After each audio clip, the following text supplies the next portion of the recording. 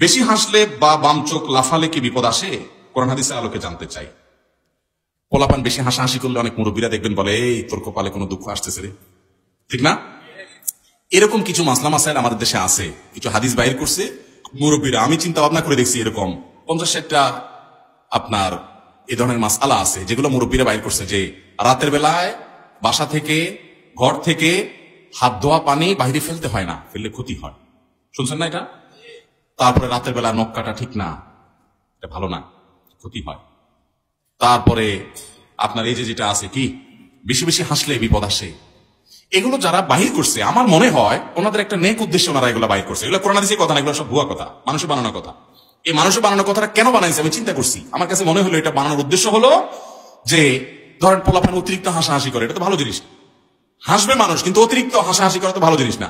ওইগুলোকে থামানোর জন্য একটা জাল হাদিস বানাই নিছে যে বেশি হাসলে কিন্তু কান্দা লাগবে, যাতে করে ভয় করে তারা হাসাটা কমায় দেয়।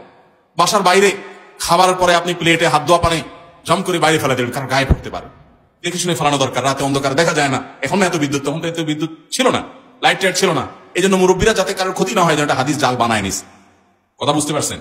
রাতের বেলা এখন না লাইট ফকফকা আলো, চেরাগের মোমবাতির বা হারিকেনের আলো, অন্ধকার আলো, আদারের মধ্যে নখ কাটতে গেলে হাত কেটে যেতে পারে, পোলাপান যাতে দিনের বেলা কাটে। এই জন্য মুরব্বীরা হাদিস জাল বানায় নিছে যে রাতের বেলা নখ কাটা ঠিক না। এগুলো সবগুলো ন্যাক উদ্দেশ্যে হাদিস জাল বানাইছে। কিন্তু যদি কেউ হাদিস জাল বানায়, নবীজির নামে কোনো মিথ্যা কথা বলে বা ইসলামের নামে কোনো ভিত্তিহীন কথা বলে, মান কাযিবা আলাইহি মুতাআম্মিদান ফালিয়াতাবাওয়া মাকআদাহু মিনান নার, যে ব্যক্তি নবীজির নামে কোনো মিথ্যা কথা বলে, বানোয়াট কিছু বলে, সে যেন জাহান্নামে নিজের টিকেটের রিজার্ভেশন করে রাখে।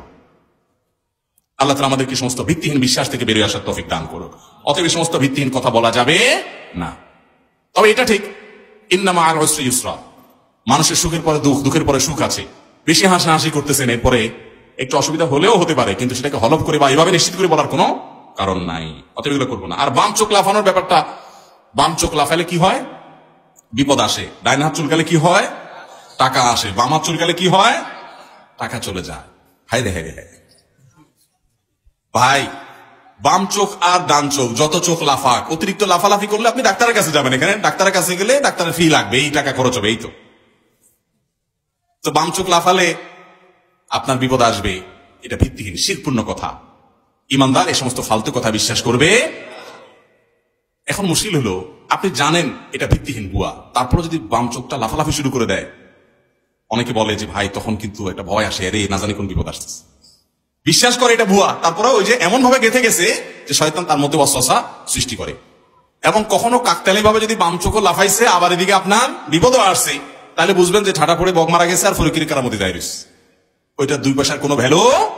আল্লাহ তাআলা আমাদেরকে এই সমস্ত কুসংস্কার এবং শিরকপূর্ণ বিশ্বাস থেকে বেরিয়ে আসার তৌফিক দান।